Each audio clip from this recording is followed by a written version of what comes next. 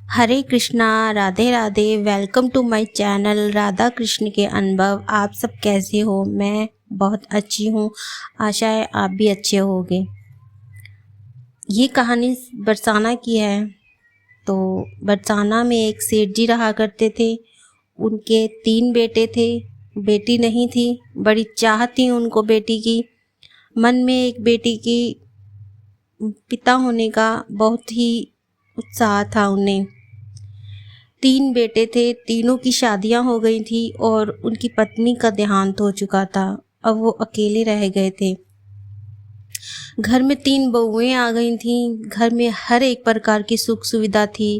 फिर भी मन में एक मलाल था कि उनकी एक अपनी बेटी होती। एक दिन उन्हें एक संत महात्मा जी मिले। संत महात्मा जी को बताया उन्होंने कि उनके पास हर एक प्रकार की सुख सुविधा है। ईश्वर ने उनकी सारी इच्छाएं पूर्ण की हैं। एक इच्छा रह गई है कि उनकी एक बेटी होती। उन्हें एक बेटी की चाह है। अब पत्नी भी नहीं रही, वो भी वैकुंठ धाम को गई चली है। तो अब उन्हें बहुत अकेलापन महसूस होता है। तो संत महात्मा जी मुस्कुराए और बोले, इसमें इतनी चिंता की क्या बात है? इसमें इतनी परेशानी वाली क्या बात है? जब भी तुम्हें किसी रिश्ते की कमी महसूस हो तो ईश्वर से उस रिश्ते को बना के देखना। ईश्वर वो रिश्ता पूरी ईमानदारी से निभाते हैं। एक बार रिश्ता बना के तो देखिए। तुम्हें बेटी की आवश्यकता है तो राधा रानी को अपनी बेटी मान लो। तुम सच्चे हृदय से राधा रानी को अपनी बेटी मानो तो तुम्हें इस बात का अनुभव भी वो कराएंगी। आभास भी होगा कि राधा रानी तुम्हें अपना पिता मानती हैं। तो एक बार ईश्वर से रिश्ता बना के तो देखो। सेठ ने संत महात्मा की बात मानकर राधा रानी का एक विग्रह लेके आए और घर में उस विग्रह की स्थापना करी। बहुत ही भाव से उन्हें आमंत्रण दिया और उन्हें अपनी बेटी के रूप में माना और उनकी नित्य पूजा आराधना भोग लगाने लगे। उनसे ढेर सारी बातें करते, अपने मन की सारी बातें उन्हें बताते और विग्रह को बहुत बहुत देर तक निहारते रहते। धीरे धीरे उन्हें लगने लगा कि राधा रानी उनकी बेटी ही है और मैं उनका पिता हूँ। ये भाव उनके अंदर जागृत हो गया। बहुत प्रेम करने लगे राधा रानी से। एक दिन यूं हुआ कि सेठ जी घर से बाहर जा रहे थे अपनी दुकान पर, तो रास्ते में एक मनिहारी मिली। मनिहारन को देखकर उन्होंने बोला कि घर जाकर सभी बहुओं को चूड़ियाँ पहना आना। मनिहारन हर 2-4 महीने में उनके घर पे चक्कर लगाती थी और उनकी बहुओं को चूड़ियाँ पहना के जाया करती थी। सेठ जी दुकान पर चले गए और मनिहारन घर पहुंच गई। तीनों बहुओं को बुलाया और तीनों बहुएं ने अपनी मनपसंद की चूड़ियाँ पहनी। अब तीनों बहुएं जाने लगीं तो एक छोटी सी कन्या आ गई। उसने अपने छोटे छोटे हाथ आगे किए और कहने लगी कि मुझे भी चूड़ियाँ पहना दो। मनिहारन को लगा कि सेठ जी के यहाँ कोई रिश्तेदार आई है, इसे भी चूड़ी पहना देती हूँ। मनिहारन ने उस कन्या को भी चूड़ियाँ पहना दी।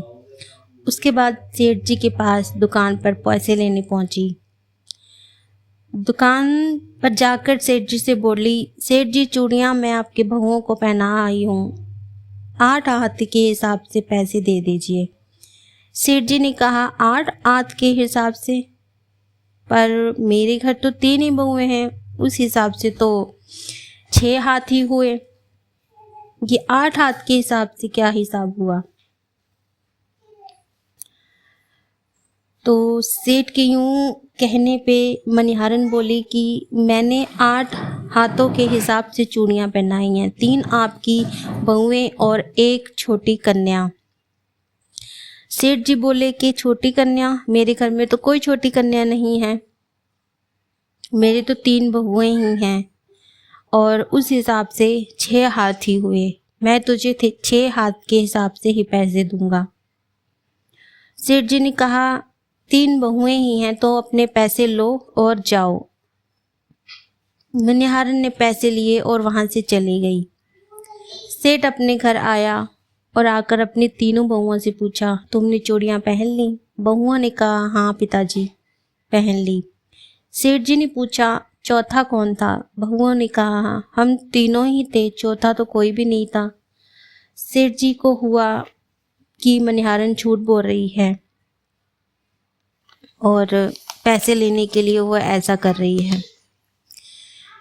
सेठ जी ने राधा रानी को भोग लगाया, खुद भोजन पाया, उसके बाद सो गया।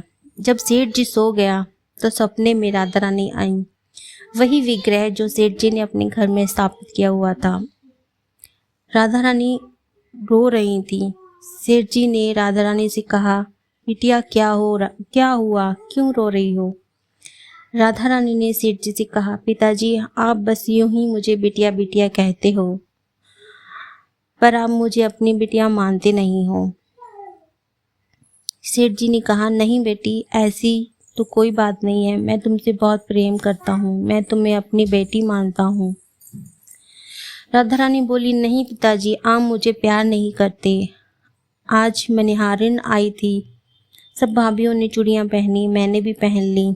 आपने सब भाभीियों के हाथों की चूड़ियों के पैसे दे दिए, पर मेरी चूड़ियों के पैसे नहीं दिए। अगर आप मुझे अपनी बेटी मानते तो उस मनिहारिन को मेरे हाथों की चूड़ियों के पैसे भी देते।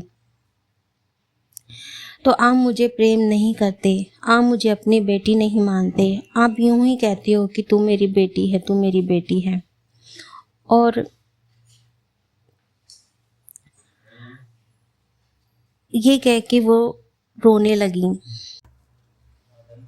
इधर सेठ जी का सपना टूटा और वो हैरानी से उठा, परेशान, आंखों में आंसू थे।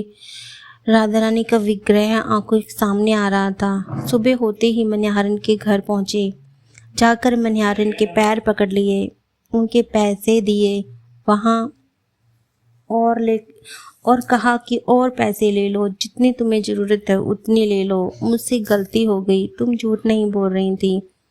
मनिहारन ने कहा, क्या हुआ सेठ जी, सुबह सुबह आ गए हो, परेशान क्यों हो, रो क्यों रहे हो और मेरे पैर क्यों पकड़ रहे हो? सेठ जी ने सारी बात बताई कि मुझसे गलती हो गई है, मैं भूल गया था कि मेरी बेटी भी मेरे घर पे है। तुमने मेरी बेटी राधा को भी चूड़ियाँ पहनाई हैं, मेरी बेटी इससे चूड़ियाँ पहनने आई थी, मेरी बेटी तुमसे चूड़ियाँ पहनने आई थी। जब मनिहारन को ये बात बताई तो मनिहारन बहुत प्रसन्न हुई। मनिहारन ने सोचा कि मुझे 1 पैसा भी नहीं चाहिए, स्वयं राधा रानी मुझसे चूड़ियाँ पहनने आई थी, आपकी वजह से मैंने राधा रानी को साक्षात देखा, मैं कल राधा रानी से मिली, मेरा भाग्य कितना अच्छा है। वो खुशी से झूम उठी।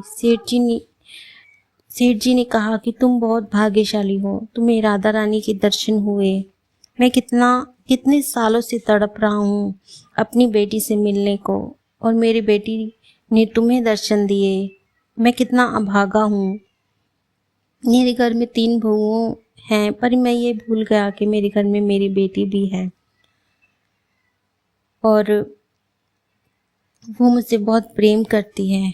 जिस प्रकार मैंने राधा रानी को अपना बेटी माना, उस प्रकार उन्होंने भी मुझे अपना पिता माना। मैं बहुत धन्य हूँ। तो जिस प्रकार हम भगवान से जो रिश्ता बना लेते हैं, हम तो भूल जाते हैं, पर भगवान उस रिश्ते को कभी नहीं भूलते। ठाकुर जी राधा रानी कभी अपना रिश्ता नहीं भूलती, वो अपना रिश्ता निभाने अवश्य आती हैं।